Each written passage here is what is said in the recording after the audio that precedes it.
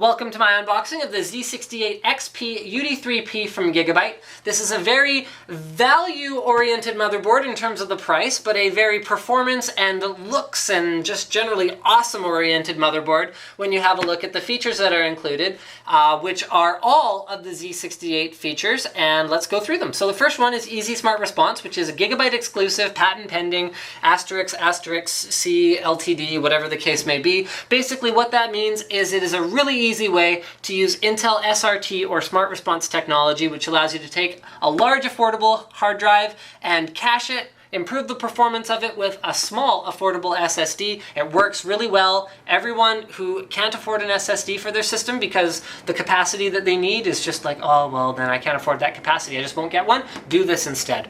Touch BIOS, so hybrid EFI technology, allows 3 terabyte plus hard drives. Okay, 60%, okay, yeah. Ready for Intel's next-gen 22nm CPUs, very cool, okay, so that's Ivy Bridge. Ready for native PCI Express Gen 3, so upcoming graphics cards that won't be around for a while, but there you go, supports it. Driver MOSFETs.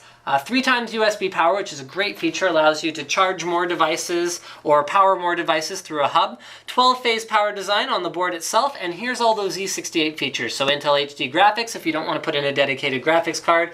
Quick Sync, which allows you to use the dedicated graphics and an integrated graphics card in order to get great gaming performance and great video encoding performance.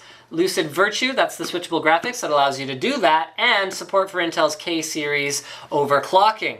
Let me see if I'm missing anything else on this very complicated and full-looking box. I don't think so. So let's have a look at what's included. We've got an HDMI to DVI adapter. These are handy. We have an I/O shield, which is helpfully color-coded. Aha! Flexible black SLI bridge, my very favorite kind. We have 4 SATA cables, so 2 are right angle and 2 of them are straight.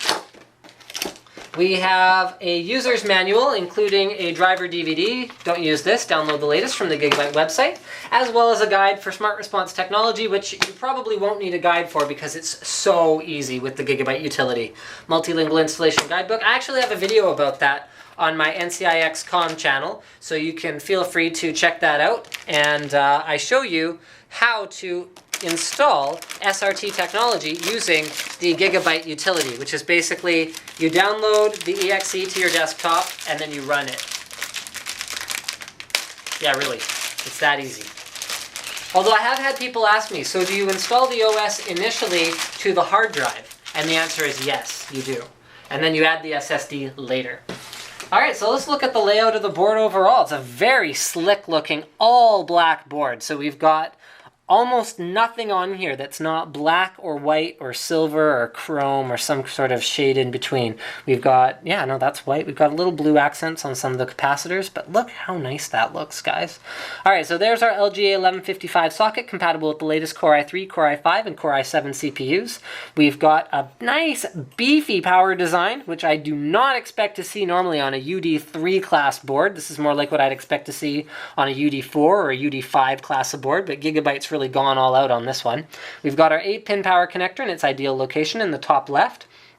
I'll go through fan headers later. We've got pretty beefy looking cooling, but they are attached by plastic pegs, so be a little bit careful with those when you're taking them out of the box. Just make sure you got good contact between the MOSFETs and the heat sinks, and then you shouldn't have too much to worry about. We've got 4 DDR3 DIMM slots supporting dual channel memory. We've got our 24-pin connector in its ideal location along the right-hand edge. Gigabyte Sata Ports are right here, so those are powered by a third-party chipset. If you're running Sata 3 drives, I would highly recommend you stick with the 2 Intel-powered ones, which are right here. And then you've also got 4 SATA 2 connectors to go along with those, so a total of 8 SATA connectors. Our chipset heatsink is right here, nice and low profile, so you're not going to have any problems with graphics cards being interfered with. We've got our front panel connector, our TPM. We've got front USB 3 right about here, front high-powered USB 2, so that's for charging your iPad or other tablet with the included utility. 2 more front panel USB 2 ports. We've got front FireWire, front audio, and then we've got what looks like a fairly ideal setup, so 3 PCIe 1X, of which 2 of them will be available when you install a dual slot graphics card, 2 PCI, of which 1 will be available when you install a dual slot graphics card. So that gives you room for 1, 2, 3 more devices in addition to your SLI or Crossfire graphics cards, and you can have 1 PCI and 2 PCIe 1X. On the back of the board, we find almost nothing, except you can see that that chipset heatsink, maybe due to its size, is affixed by screws. So that's nice to see. On the back, we've got 1, 2, 3, 4, 5, 6, 7, 8 USB 2.0 ports, one of those PS2 mouse keyboard combo ports, optical audio out, HDMI out. That is what gives you the ability to use Lucid Virtue and Intel QuickSync technology. And then we've got 2 USB 3.0 ports, Gigabit Ethernet, and 7.1 audio out. Don't forget, also, you know what, I don't think they even mentioned this on the box. I can't believe they didn't mention that. Must be on here somewhere. Yeah, there it is. Okay, dual BIOS. Yeah, don't forget about dual BIOS. Dual BIOS is awesome because it means that if your BIOS gets pooched, you can actually restore to the other BIOS chip, no problem. So that's a very convenient feature. Makes it so that you are less likely to brick a Gigabyte board with a BIOS flash than anything that doesn't have dual BIOS. Thank you for checking out my video. Don't forget to subscribe to Linus Tech Tips for more unboxings, reviews, and other computer videos.